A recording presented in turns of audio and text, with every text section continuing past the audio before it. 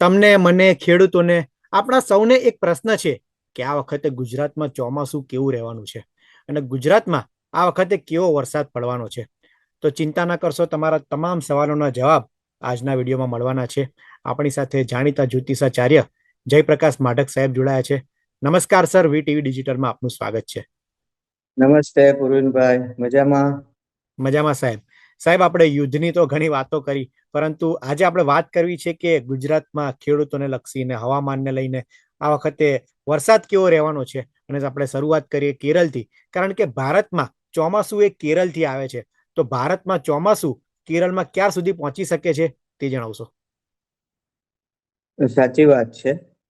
આ ચોમાસું પણ એક જાતનું યુદ્ધ જ છે. જીતી જાય તો જગ જીતે આ વખતે, કેમ કે અલ નીનોની વાતો બહુ ચાલે છે. હા. તો ચોમાસું શ્રીલંકાને તો આવરી ચૂક્યું છે અને બંગાળની ખાડીના દક્ષિણ પૂર્વી વિસ્તારોમાં પણ વિસ્તરી ચૂક્યું છે, ફેલાઈ ચૂક્યું છે. પણ અરબ સાગરમાં આવીને જરા અટકી પડ્યું છે. એનું કારણ છે કે એમજેઓ નામનું જે પરિબળ હોય છે એ પૂર્વી પ્રશાંત મહાસાગર સુધી આવી ગયું છે અને એને કારણે ચોમાસાની ગતિમાં જરા અવરોધ થયો છે. ગતિ ઓછી થઈ ગઈ છે, પણ એકંદરે કન્ડિશન સારી છે. દર વખતે 20મી મે આંદામાન નિકોબાર પહોંચે, આ વખતે 16મી મે આંદામાન નિકોબાર પહોંચી ગયું. એટલે બધા બહુ ઉત્સાહમાં આવી ગયા કે હવે તો આ વહેલું છે. અને કેરળમાં પણ 1 જૂન ને બદલે 26મી મે પહોંચી જશે. પણ 17મી મે 16મી મે આંદામાન નિકોબાર પહોંચ્યું, પછી 17મી મે જરા અટક્યું, પછી 18મી મે જરા આગળ વધ્યું અને પછી 22મી મે પણ આગળ વધ્યું, 23મી મે પણ પ્રગતિ કરી, પણ પછી 24-25 અટકી ગયું અને ફરી 26મી મે આગળ વધ્યું. હવે કેરળ અને લક્ષદ્વીપ થી જો કે બહુ દૂર નથી, 29-30 એટલે કે આજે અને કાલે એ વધુ આગળ વધી શકે છે.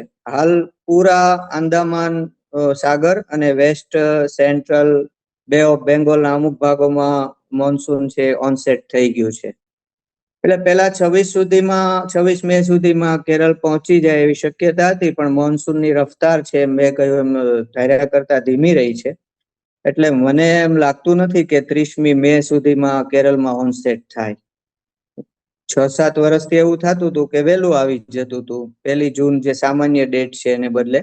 પણ આ વખતે મને નથી લાગતું વહેલું આવે, પણ હું એમ માનું છું કે 2 જૂને કેરળ પહોંચશે. કારણ કે બીજી 1 જૂનની મધ્યરાત્રિ પછી ગુરુ છે એ જળ રાશિ કર્કમાં પ્રવેશ કરે છે. એટલે મને એમ છે કે 2 જૂને કેરળમ પહોંચશે અને આઈએમડી છે એની 3જી જૂને જાહેરાત કદાચ કરશે, આવી મારી માન્યતા છે. જી સાહેબ, આ સુપર અલ નીનોની બહુ ચર્ચા ચાલે છે કે આ સુપર અલ નીનો આવવાનું છે, તો શું એ વાત સાચી છે? હા, સુપર અલ નીનોની વાતો તો સોશિયલ મીડિયામાં ખૂબ ગાજી રહી છે, પણ હું નથી માનતું કે સુપર અલ નીનો મજબૂત અલ નીનો આવે, થોડો બળવાન અલ નીનો આવી શકે. પણ સુપર અલ નીનો તો ક્યારે થાય કે જ્યારે પ્રશાંતનું તાપમાન 2.2 ડિગ્રીથી વધી જાય. તો કેટલાક એમ કે છે કે 3 ડિગ્રી થઈ જવાનું છે, પણ અલ નીનો છે ને મજબૂત થતા થતા આપણે ઓગસ્ટ સપ્ટેમ્બર આવી જશે અને ત્યારે 3 ડિગ્રી તાપમાન થવાની કોઈ શક્યતા નથી. એટલે મારું એવું માનવું છે કે સુપર અલ નીનો નહીં આવે. હા, મજબૂત અલ નીનો આવે ને એને લીધે સામાન્ય કરતા થોડો ઓછો વરસાદ થાય, એવું બની શકે. બાકી સુપર અલ નીનોની કોઈ વાત છે નહીં મારી દ્રષ્ટિએ. જી સાહેબ, અને એક વાત કરું તો બંગાળની ખાડીમાં પણ સુપર સાયક્લોનિક આવશે, આ પણ ખૂબ વાતો થતી હતી, પણ એવું બન્યું નહીં. એનું શું કારણ?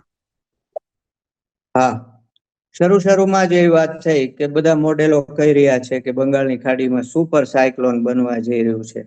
સાથે સાથે અરબ સાગરમાં પણ એક સિસ્ટમ બનવાની વાત થઈ હતી, પણ આવું બન્યું નહીં. એનું કારણ છે અલ નીનો.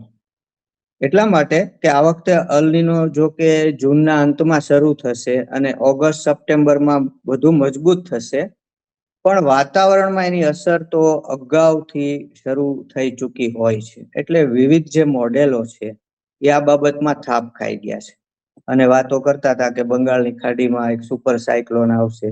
પણ એવી જોરશોરથી આગાહીઓ થઈ, પણ આપની વાત સાચી છે, એવો કોઈ ચક્રવાત આવ્યો નહીં. છતાં હું એમ માનું છું કે જૂન મહિનામાં 2 જૂન પછી અરબ સાગરમાં, બંગાળની ખાડીમાં સિસ્ટમો બનવાની શરૂઆત થઈ શકે છે અને એ લો પ્રેશર અને ડિપ્રેશન સુધી પણ જઈ શકે છે. જો કે એની સીધી કોઈ અસર ન થાય, પણ એ ચોમાસાની હવાને દેશમાં આગળ વધવામાં મદદ કરે. જો કે એક માન્યતા એવી પણ છે પૂર્વિનભાઈ, કે આગલા 10 દિવસ સુધી બંગાળની ખાડીમાં કોઈ લો પ્રેશર ઉત્પન્ન થવાનું નથી. જી. સાહેબ, હવે જી. સૌથી અગત્યની વાત કરીએ તો ગરમી ક્યારે ઘટશે? જી જી, ગરમી તો ભાઈ વરસાદ આવે તો ઘટે. અને હમણાં વરસાદ છે કે નહીં એની વાત કરીએ નજીકમાં, તો એમાં એવું છે કે દક્ષિણ પશ્ચિમી હવાઓને લીધે આજથી જ ગરમી ઘટવા લાગશે. હું માનું છું કે આજ મધરાતથી જ એ શરૂઆત થઈ જશે. ઉપરાંત એક પશ્ચિમી વિક્ષોભ ઉત્તર ભારતમાં આકાર લીધો છે, પશ્ચિમી વિક્ષોભે, જેને લીધે આજ તારીખ 29 થી જ ઉત્તર પ્રદેશના ઘણા ભાગોમાં આંધી, ગાજવીજ, તોફાન સાથે ભારે વરસાદ પડવાની શક્યતા છે. એમાં વિન્ડ ગસ્ટ એટલે કે આંચકાનો પવન છે, એની સ્પીડ 70 થી 80 કિલોમીટર સુધી પણ જઈ શકે. ઘણા રાજ્યોમાં થવાનું છે ભારતના. એટલે ગરમી આપોઆપ હળવી પડવાની છે. વેસ્ટ બેંગાલ, સબ હિમાલયન વેસ્ટ બેંગાલ, બાંગ્લાદેશ, ઝારખંડ, બિહાર, ઓરિસ્સા અને છત્તીસગઢના અમુક ભાગોમાં પણ આંધી અને તોફાન જોવા મળશે. ઓરિસ્સામાં તો આંચકાના પવનની ઝડપ છે 70 થી 90 કિલોમીટર ગસ્ટ વિન્ડ જાય એવી શક્યતા છે. અને પૂર્વી રાજસ્થાન અને મધ્યપ્રદેશના અમુક ભાગોમાં પણ થંડર સ્ટ્રોમ જોવા મળશે. થંડર સ્ટ્રોમ એટલે ગાજવીજ, પવન સાથે ગાજવીજ, વીજળી બહુ થાય. અને મધ્યપ્રદેશના અમુક ભાગોમાં પણ આવી એક્ટિવિટી જોવા મળશે. કેરાલા, કર્ણાટક, ઉત્તર પૂર્વ ભારત અને આંદામાન નિકોબારમાં પણ વરસાદ થવાનો છે. આ જે પશ્ચિમી વિક્ષોભ છે એની ટ્રફ લાઈન છે એ મધ્ય ભારત, મધ્યપ્રદેશ અને ગુજરાતની આસપાસ નજીક પણ આવશે. એટલે 30મી તારીખે ઉત્તર પશ્ચિમ ભારતમાં વરસાદ વધુ, મધ્યપ્રદેશ, ઉત્તર પ્રદેશ અને ગુજરાતમાં પણ અમુક જગ્યાએ આંધી, તોફાન અને ગાજવીજ સાથે વરસાદ થઈ શકે. થંડરસ્ટ્રોમ, વીજળીઓ, વરસાદ, પવન, આવું બધું થઈ શકે છે. તામિલનાડુ, કેરાલા, પોંડિચેરી, કર્ણાટક, આંદામાન નિકોબાર અને રાજસ્થાનમાં પણ 30મીએ સારો વરસાદ થવાની શક્યતા છે. એટલે સ્વાભાવિક છે કે ત્યાં ગરમી ઘટી જાય. 31મીએ પણ ગુજરાત, મહારાષ્ટ્ર, દક્ષિણ પૂર્વ રાજસ્થાન, પશ્ચિમી ઉત્તર પ્રદેશ, પંજાબ, હરિયાણા, ચંદીગઢ, દિલ્હી, ઓરિસ્સા, છત્તીસગઢ, ઝારખંડ, બિહાર, આંધ્ર, કર્ણાટક, કેરાલા, તામિલનાડુ, વેસ્ટ બેંગાલ, ઉત્તર ભારતમાં થંડર સ્ટ્રોમ જોવા મળશે. એટલે ત્યાં પણ ગરમી ઘટવાની. તમે જો ઘણા બધા રાજ્યોમાં આ થઈ રહ્યું છે. અને 1 જૂને પૂર્વી અને ઉત્તર ભારતમાં વરસાદ ઓછો થઈ જશે, પણ ઉત્તર પશ્ચિમ ભારત, મધ્ય ભારત, દક્ષિણ ભારત અને દક્ષિણ પશ્ચિમ ભારતના ભાગોમાં વરસાદ શરૂ રહેવાનો છે. આમ આ વર્ષે પ્રી મોન્સૂન એક્ટિવિટી છે ને પૂર્વિનભાઈ, બહુ મજબૂત રહેવાની છે. અને એ હવે શરૂ જ થાય છે. એટલે આજથી જ ગુજરાત અને દેશના અમુક જે રાજ્યો છે એમાં ગરમીમાં રાહત જોવા મળશે અને ઘટાડો જોવા મળશે. તો હું એમ માનું છું કે આજથી ગરમી ઓછી જોવા મળશે. જી સાહેબ, આપણે પ્રી મોન્સૂનની વાત કરી તો ગુજરાતમાં એ વરસાદ આ વખતે કેવો રહેવાનો છે, ક્યારથી શરૂ થશે અને પ્રી મોન્સૂન દરમિયાન વરસાદ કેવો રહેશે તેની વાત કરશો? જો 29 થી 2 જૂન વચ્ચે ગુજરાતમાં પવન અને ગાજવીજ સાથે પ્રી મોન્સૂન એક્ટિવિટી જોવા મળે એવી શક્યતા છે. કારણ કે 29 મે થી 2 જૂન સુધી વાયુ તત્વની અને પશ્ચિમ દિશાની જે મિથુન રાશિ છે એની અંદર વૃષ્ટિકારક ગ્રહો બુધ, શુક્ર અને ગુરુ સાથે રહેવાના છે 29 થી 2 જૂન. એટલે પશ્ચિમ ભારતમાં, ખાસ કરીને સૌરાષ્ટ્ર અને ઉત્તર ગુજરાત અને મધ્ય ગુજરાતમાં પવન અને ગાજવીજ સાથે વૃષ્ટિ થશે, કડાકા ભડાકા સાથે. બધે ન થાય, પણ અમુક જગ્યાએ થાય. હવે આવતીકાલે 30મી મે ની વાત કરો તો IMD કહ્યા પ્રમાણે સાબરકાંઠા, અરવલ્લી, મહીસાગર ત્યાં વરસાદ થશે અને 30 થી 50 કિલોમીટરની ઝડપ પવનની રહેશે, ગસ્ટ વિન્ડ અને ગાજવીજ સાથે વરસાદ. સાથે સાથે પંજાબ, હરિયાણા, ચંદીગઢ, રાજસ્થાન, ઉત્તર પ્રદેશ, મધ્યપ્રદેશમાં પણ ગાજવીજ સાથે વરસાદ જોવા મળશે.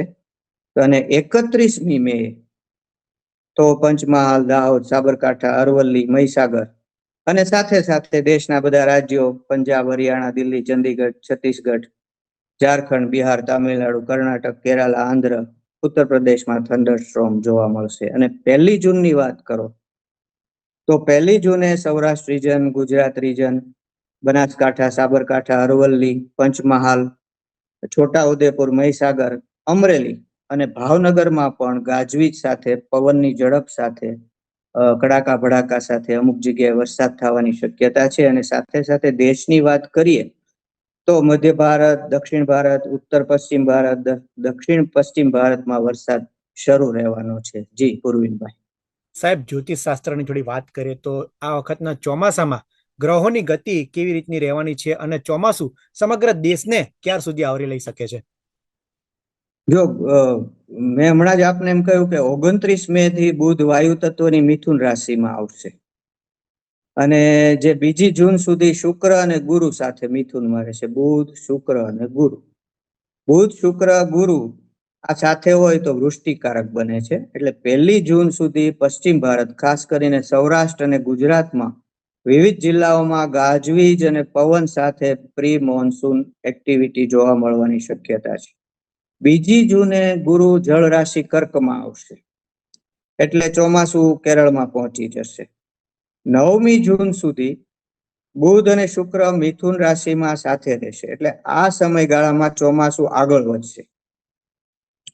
અને કદાચ એક શક્યતા એવી છે, જો કે એ મારી જ માન્યતા છે, કે હું માનું છું કે 9 જૂન સુધી કદાચ ગુજરાતમાં ક્યાંક ક્યાંક પ્રી મોન્સૂન એક્ટિવિટી જોવા મળે, પણ એ મારી પોતાની અંગત માન્યતા છે.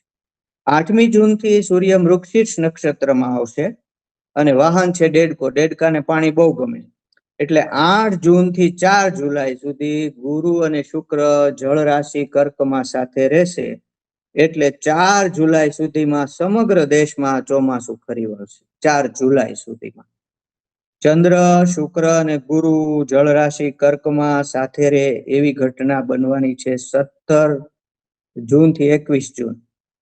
તો આ 17 જૂન થી 21 જૂન દરમિયાન ગુજરાત અને મુંબઈ સહિત મહારાષ્ટ્રમાં ખૂબ સારો વરસાદ પડવાની શક્યતા છે.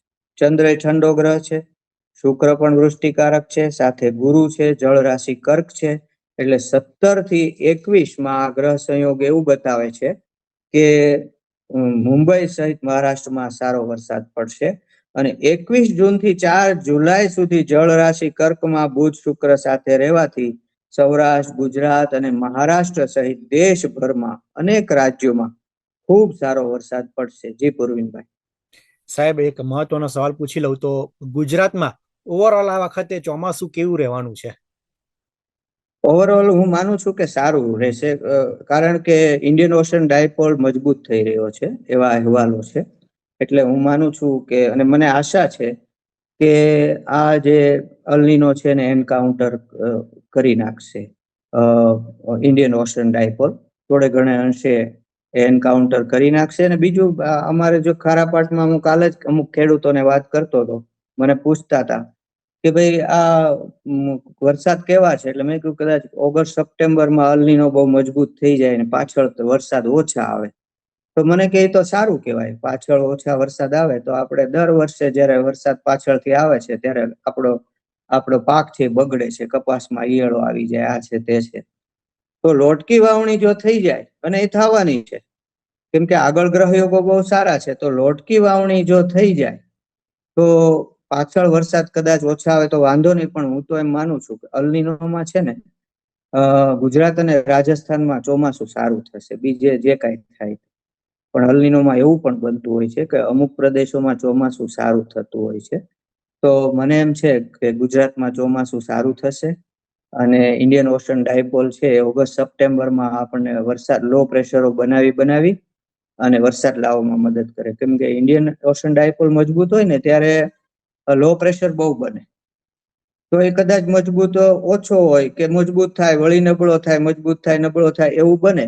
પણ એને કારણે આપણને ઓગસ્ટ સપ્ટેમ્બરમાં પણ વરસાદનો લાભ મળશે એવી મારી માન્યતા છે. એટલે ઓલ ઓવર ગુજરાતમાં મને એમ છે કે ચોમાસું સારું થશે. જી સાહેબ, અંતિમ સવાલ ખેડૂતો માટે ખૂબ જ મહત્વનો સવાલ કે ખેડૂતો માટે આ વખતનું ચોમાસું કેવું રહેવાનું છે?